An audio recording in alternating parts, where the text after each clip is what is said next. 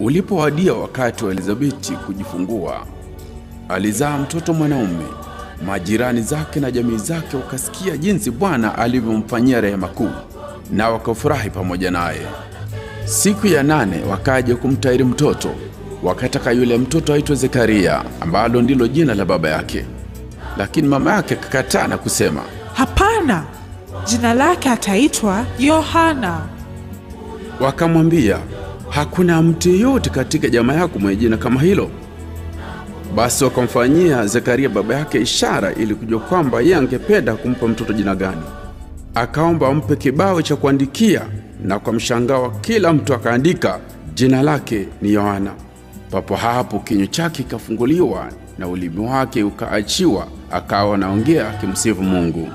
Majirani wote wakajawa na hofu ya Mungu, na katika nchi yote ya vilima vya Uyahudi watu walikuwa kinena juu ya mambo haya yote.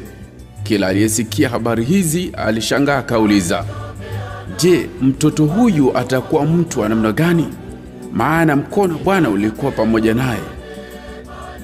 Zekaria baba yake akajazwa na Roho Mtakatifu, naye akatoa unabii akisema, "Ahimidiwe Bwana Mungu wa Israeli, kwa kuwa amewajilia watu wake na kuwakomboa.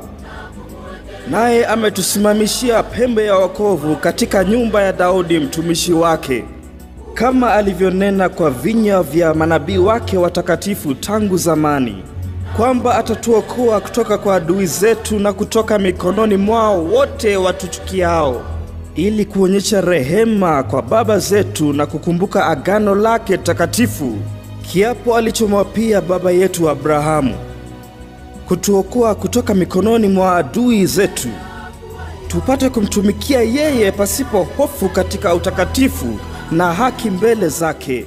Siku utaitwa nabii wa aliye juu sana, kwa kuwa utamtangulia Bwana na kuandaa njia kwa ajili yake, kuwajulisha watu wake juu ya wokovu utakaopatikana kwa kusamehewa dhambi zao, kwa ajili ya wingi wa rehema za Mungu wetu.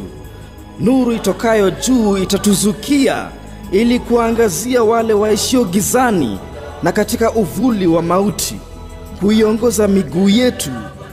Yule mtoto akakuwa na kuongezeka nguvu katika roho, akaishi nyikani hadi siku ile alipojionyesha hadharani kwa Israeli.